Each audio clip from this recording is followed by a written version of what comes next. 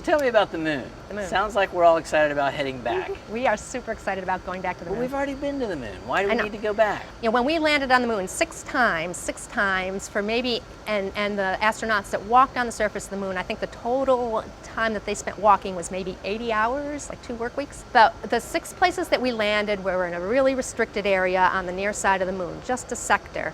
But if you took the outline of Texas, you know, and from Brownsville up to the Panhandle, and from Beaumont out to El Paso, it's like 900 miles by 800 miles. And so all of the landing sites pretty much fit into the outline of Texas. If we were to land on the Earth and try to understand the Earth, and we landed 6 times in Texas, how much would we be able to really say about the Earth? We'd probably say a lot. We'd do a good job of it, but we would not have the whole picture, for sure. But I think most Texans would say that's all you need to know. That's all you need to know. You got it. That's right. Yeah, That's right. No, but there's so many other places, and the moon itself too. You know, so we learned so much from the Apollo samples that came back 50 years ago, and we're still learning 50 years later.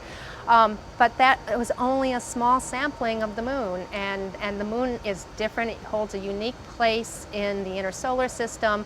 Unlike Mars, unlike the Earth, unlike Venus, those planets are constantly getting resurfaced by the atmosphere. You know, it rains all the time here. By plate tectonics on the Earth, by volcanism. The surfaces have been redone, so the early solar system is not recorded on those planets. But the moon, that hasn't happened. The moon has all of that. It's been sitting out there, you know, bathing, you know, sunbathing, and just understanding, you know, 4.5 billion years of history of the early solar system. It saw it all. So tell me about Artemis. Okay. That's the next mission to the moon, correct? That's the next mission to the moon. That's and you're right. involved. We work every single day with the engineers and the operations guys. And so right now there are 3 missions that are getting staged. Artemis 1, which should be in a few months, launching the Orion spacecraft, and testing out the big rocket, the Space Launch System that the Orion capsule sits on, and it's going to go out to the moon and back. But Artemis 3 is the one we're really excited about, because that's where we're going to actually land on the surface of the moon, probably in the vicinity of the south polar part of the moon, which is like a really special place. The Earth has layers. There's a core, there's a mantle, there's a crust. The moon has a core, a mantle, and a crust. We've only sampled the crust, the upper parts of the crust. So that south polar region will maybe give us a chance to sample deeper layers, but they also have these places that hardly ever see sunlight. They're called permanently shadowed or persistently shadowed regions, and so they're really dark, they're really cold, and we've just found out within the last 10 years really that they may trap volatiles like water and other gas species, and so there's frozen stuff there, and that's what we want to find as well. Can you give me a hands-on everyday look at what you do? How are you training these astronauts? Okay, we start with the new astronaut classes, and we give them a crash course in geology and take them out in the field and make them map. And after the first 2 years of their training, then they go off and they have other assignments. When we start for real training of the Artemis astronauts, we are pulling from several different field locations around the world that are relevant to the surface of the moon, like Iceland, where there are buried ices underneath volcanic ashes, or parts of, there's a crater in Canada where there's a great big impact that's in the same kind of rock that the moon rocks are made out of, or places in the western U.S. where there's volcanism and less vegetation, so that we can begin to practice parts of what it means to do a traverse and to observe and to sample. Once the Artemis science team is selected, they'll have very specific science objectives, and we will train the crew members specifically for that. But in the meantime, we will provide them some detailed classroom training about the moon. You know, what is the moon telling us? And, you know, why did we go to the moon? And we'll put together these field teams and spend a week out in the field with crew members, and then little by little we'll add the complexity of our flight operations, EVA colleagues, so that we can make it increasingly realistic.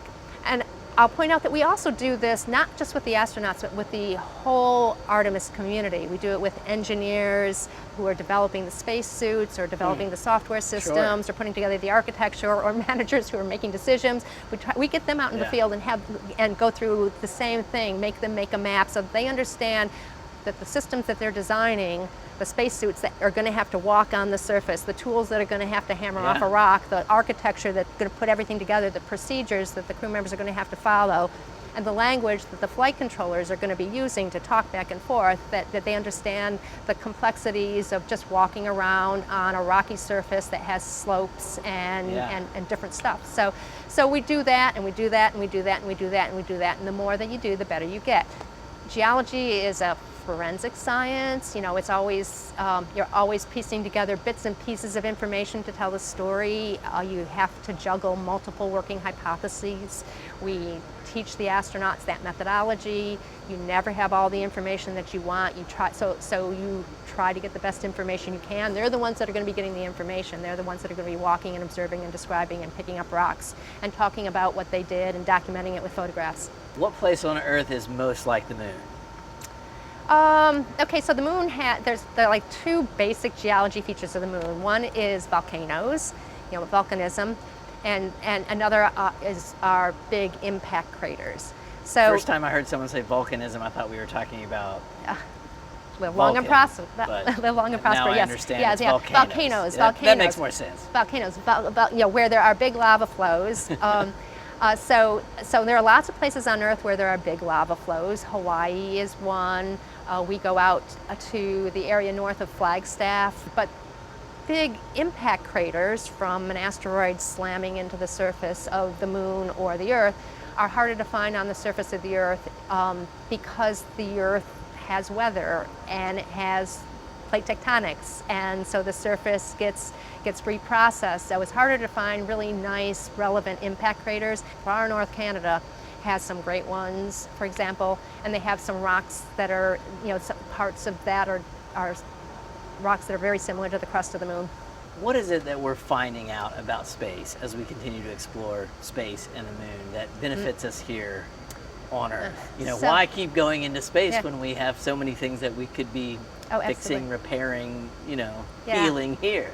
Number one, where our species is meant to explore, right? I think that's something that's just fundamental. It's part of our DNA. We have to explore, and so it's not as tangible as technologies that are going to benefit humanity, but it's still really important. But we're going back to the moon to live and work there, to spend time there. It's not a one and done.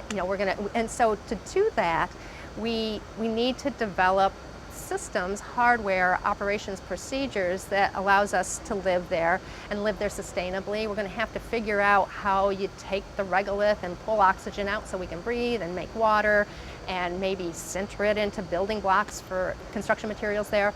And all of those are things that if we can figure out how to do it on the surface of the moon, the technologies will absolutely be applicable back here on Earth. It does seem to be one area in which, as a country, even as a world, we all come together and rally around this exploration into space. Oh, absolutely. And the space station is an example of that, where you've got the whole many countries in the world working together in space and kind of putting all the planetary differences aside, and that's the only way I think that human spaceflight's going to exist going forward. It's always going to be a multinational affair. This video is inspired by our PBS series, Reconnecting Roots. Connect with me, Gabe McCauley, and Reconnecting Roots by visiting reconnectingroots.com, where you'll discover music, blogs, behind the scenes, our podcast, and more. Join our email list and never miss a beat.